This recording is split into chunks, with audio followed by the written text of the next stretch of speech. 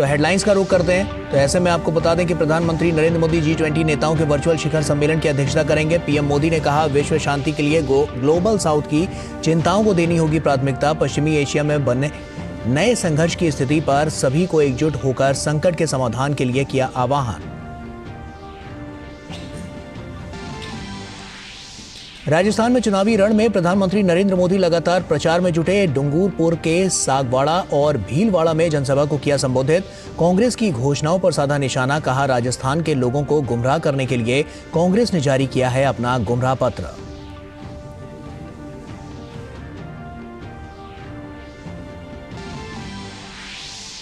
तेलंगाना विधानसभा चुनाव के लिए भी सभी दलों ने प्रचार में लगाया पूरा दम। भाजपा, कांग्रेस और बीआरएस समेत तमाम दलों के बड़े नेता मतदाताओं को रिझाने के लिए लगा रहे हैं एड़ी चोटी का जोर।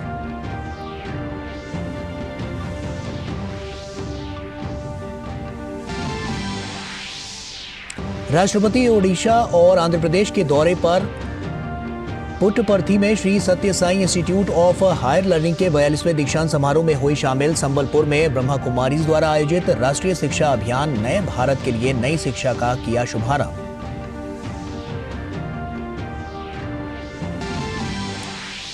सिलक्यारा टनल में फंसे श्रमिकों के लिए रेस्क्यू ऑपरेशन अपने अंतिम चरण में। ऑगर मशीन से चल रहा है ड्रिलिंग का काम। प्रधानमंत्री नरेंद्र मोदी लगातार ले रहे हैं बचाव कार्यों की जानकारी।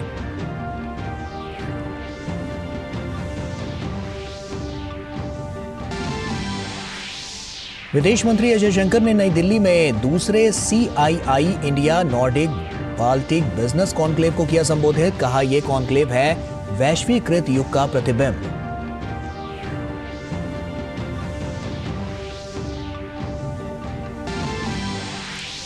नेशनल हेराल्ड मामले में भाजपा ने कांग्रेस पर साधा निशाना। रविशंकर प्रसाद ने कहा, कांग्रेस करती है धोखे से व्यापार, सरकारी संपत्ति को बनाई अपनी संपत्ति। कल ईडी ने जब्त की थी AJL और यंग इंडिया की 751 करोड़ रुपए से अधिक की संपत्ति।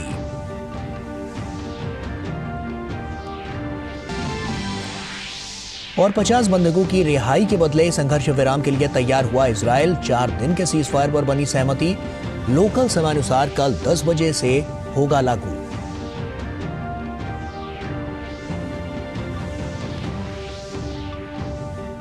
और आइए अब खबरों की शुरुआत करते हैं। प्रधानमंत्री ने G20 के वर्चुअल सम्मेलन को संबोधित किया।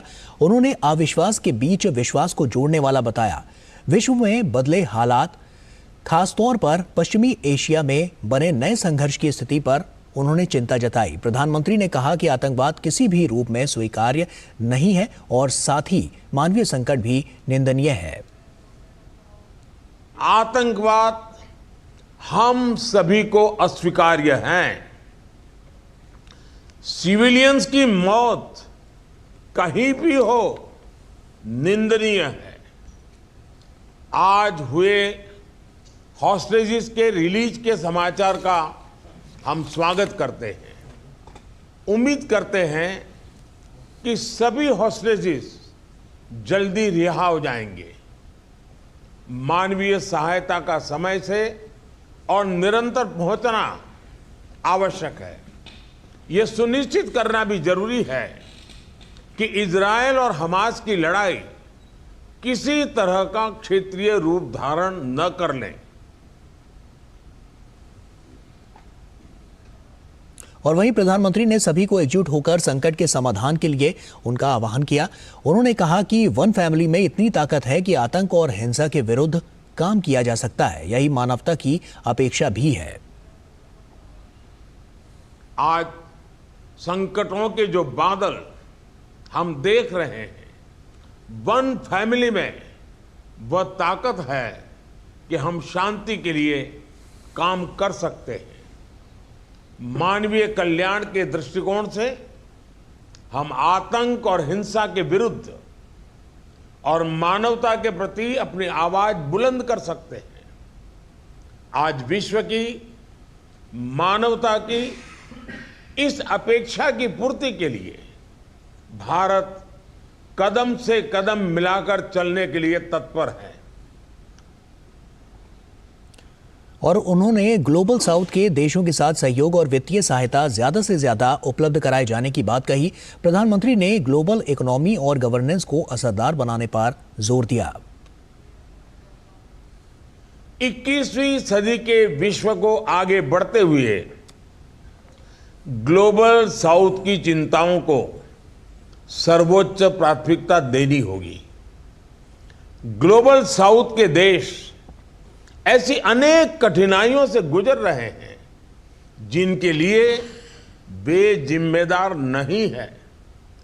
इस संदर्भ में समय की मांग है कि हम डेवलपमेंट एजेंडा को अपना पूर्ण समर्थन दें।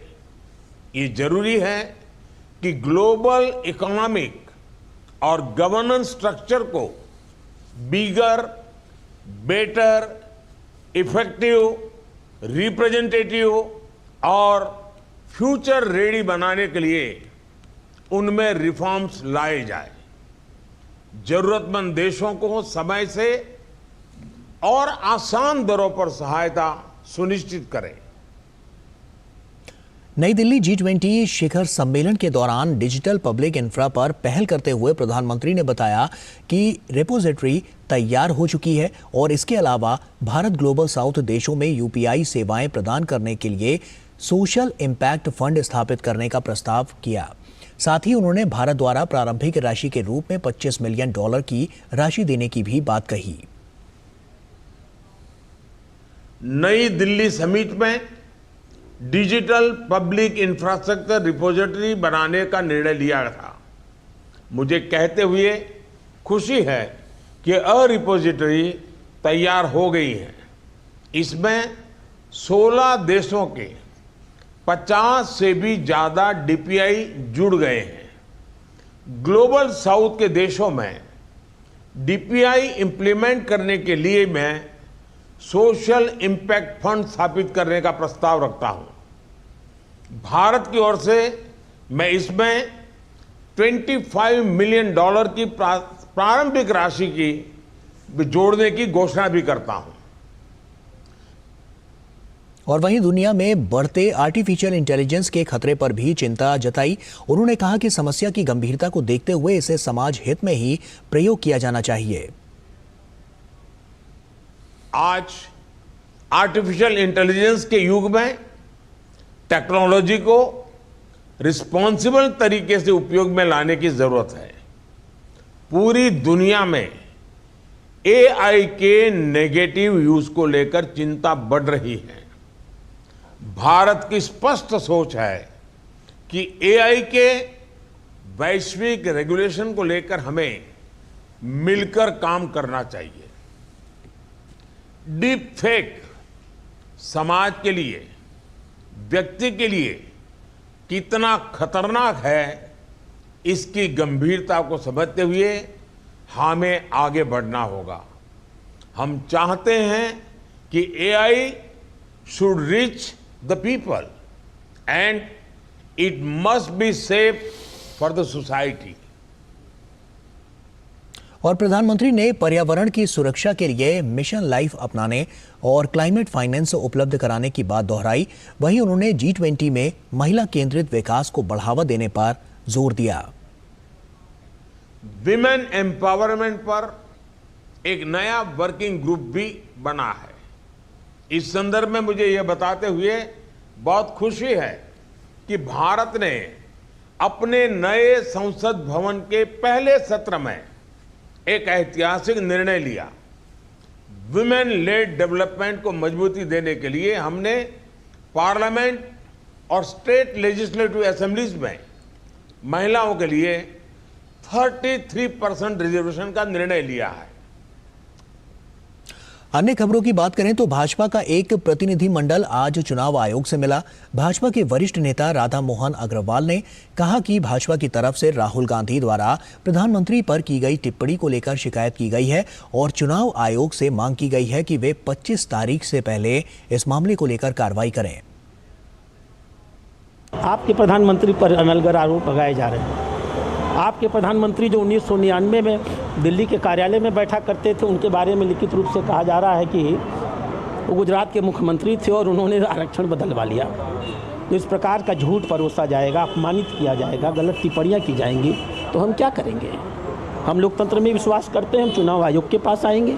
हम आए हैं, हमने मांग किया है कि 25 तारीख के पहले किसी भी हालत में राहुल गांधी और मल्लिकार्जुन खड़गे के विरुद्ध कार्रवाई होनी चाहिए। और अब खबरें चुनावी राज्यों से।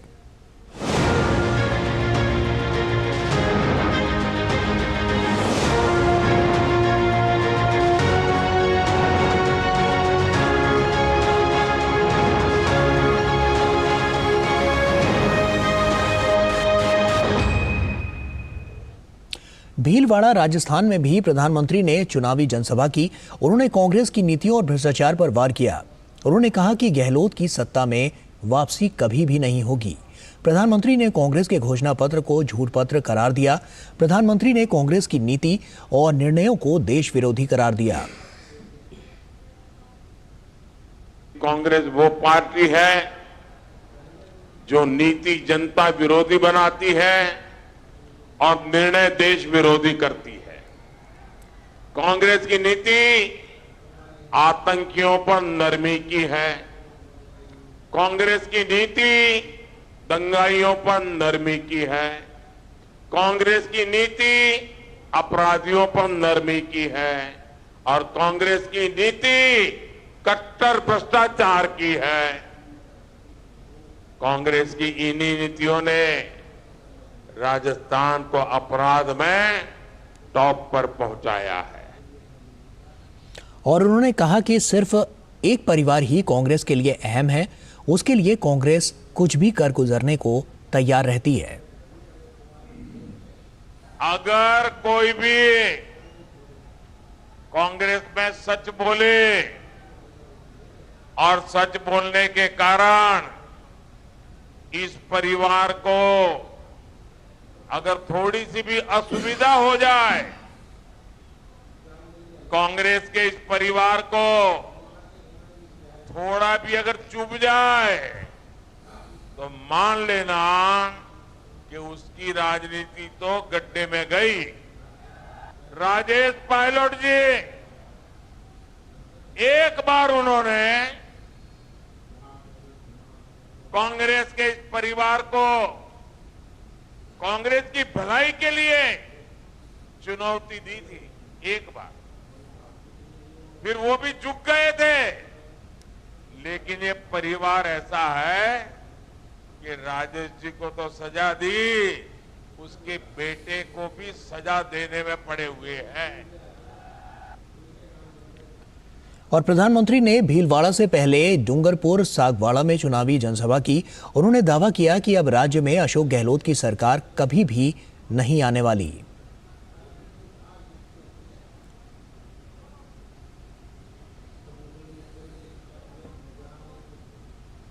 मैं मावजी महाराज को प्रणाम करते हुए, उनके आशीर्वाद लेते हुए आज एक भविष्यवाणी करने की हिम्मत कर रहा हूं।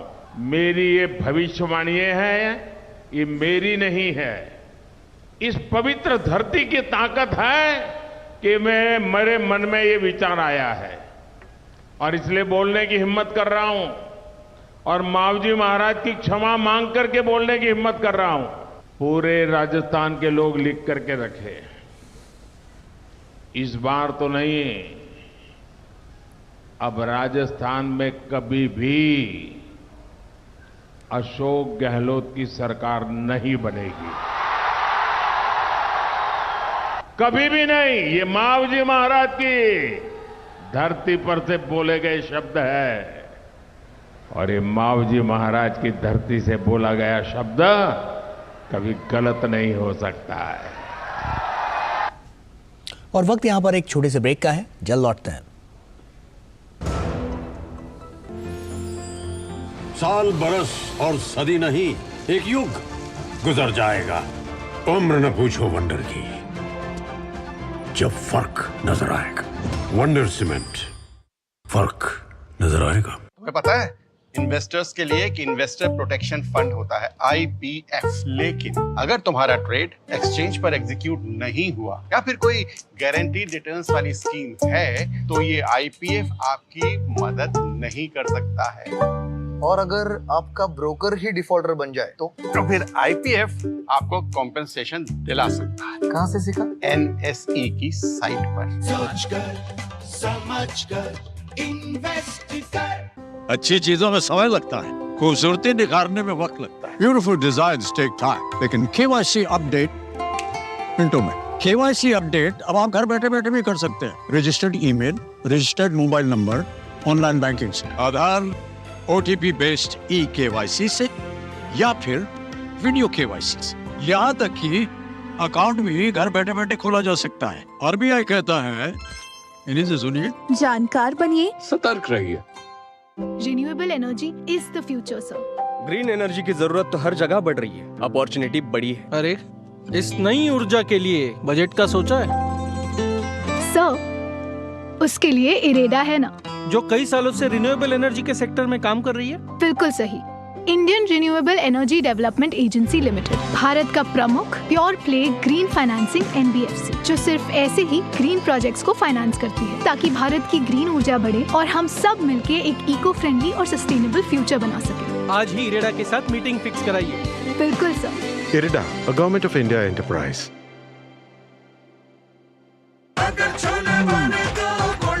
गोल्डी छोले मसाले, जहाँ जाए रिश्ते बनाए। सिर्फ 4 दीवारों का मतलब घर नहीं होता। घर तो अपनों से बनता है, अपनों के सपनों से बनता है। हम तो बस आपका साथ निभाते हैं। आप ही तो हैं जो मकान को घर बनाते हैं। SBI होम लोन्स, मकान को घर बनाने के सफर में हमेशा आपका हमसफर।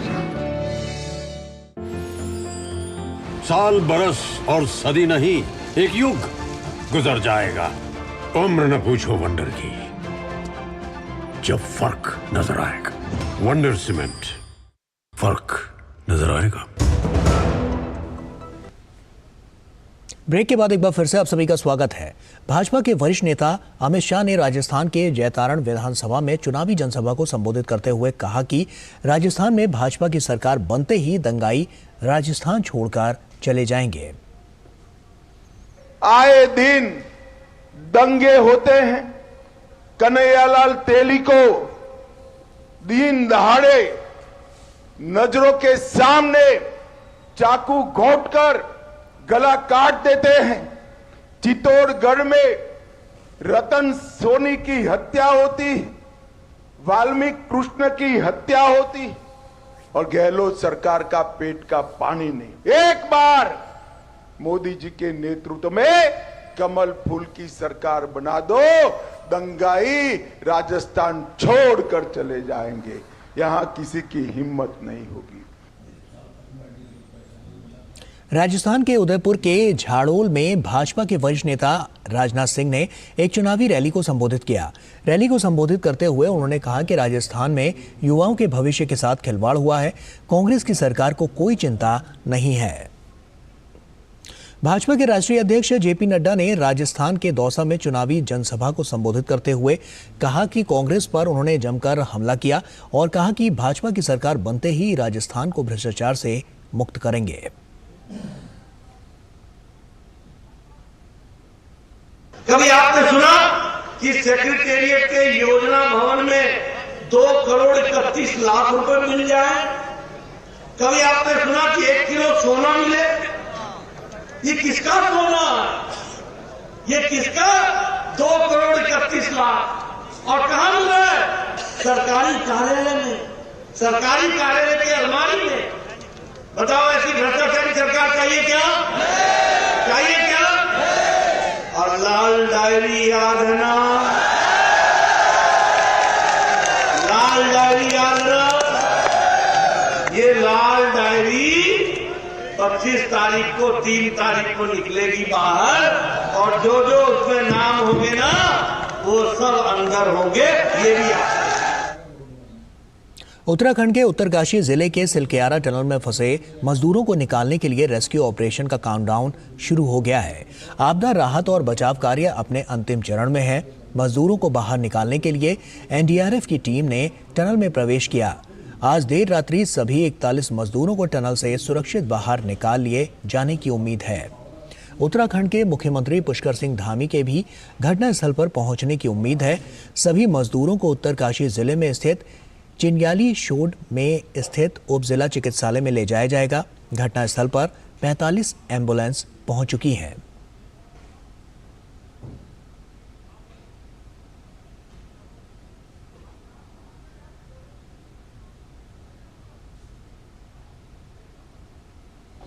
और वक्त यहां पर एक छोटे से ब्रेक का है, जल्द लौटते हैं।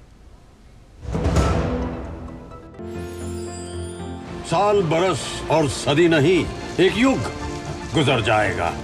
उम्र न पूछो वंडर की, जब फर्क नजर आएगा।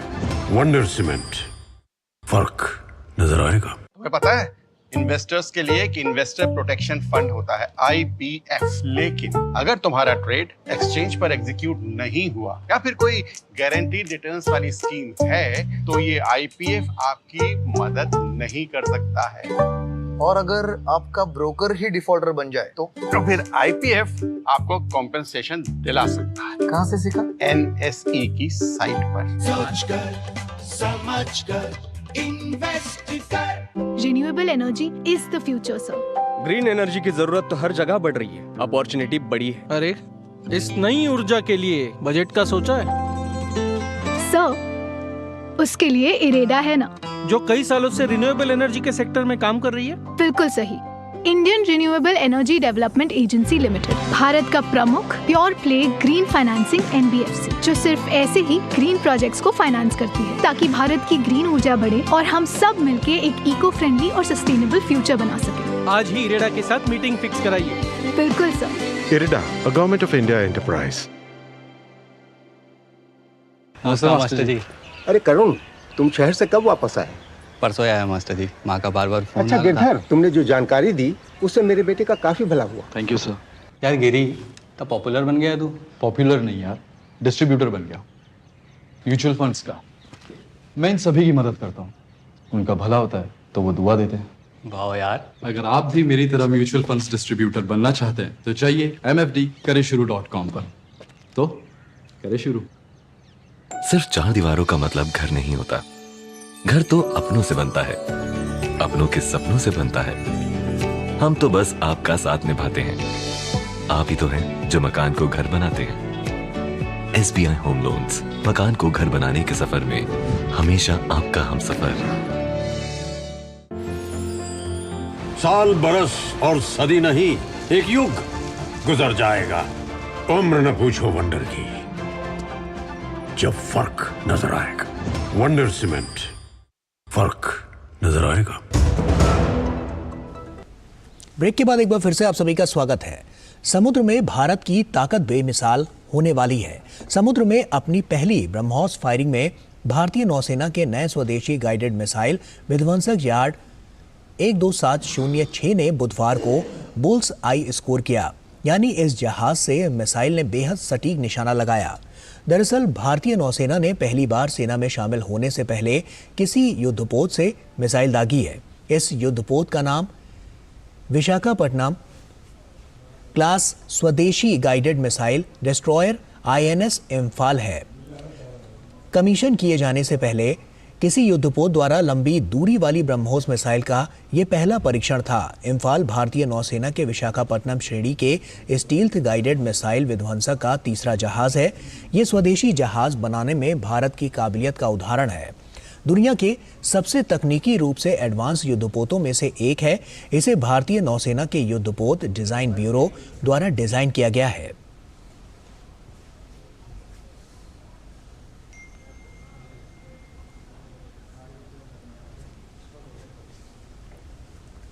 मोटे अनाज को लोकप्रिय बनाने के मकसद से वर्ष 2023 को अंतर्राष्ट्रीय श्री अन्न वर्ष के रूप में मनाया जा रहा है। इसी सिलसिले में इंडोनेशिया की राजधानी जकार्ता में 22 नवंबर से 26 नवंबर तक 5 दिवसीय आसियान भारत श्री अन्न उत्सव का आयोजन किया जा रहा है। ये उत्सव आसियान में भारतीय मिशन और राष्ट्रीय खाद्य एजेंसी इंडोनेशिया द्वारा आयोजित किया गया है। देखिए ये खास रिपोर्ट। हमें और हमारी पूरी टीम को दीजिए इजाजत। नमस्कार। भारत की योग दीक्षा को अंतर्राष्ट्रीय समुदाय द्वारा बहुत अच्छी तरह से स्वीकार किए जाने के बाद भारत दुनिया भर में बाजार या श्री अन्न के बारे में जागरूकता फैला रहा है।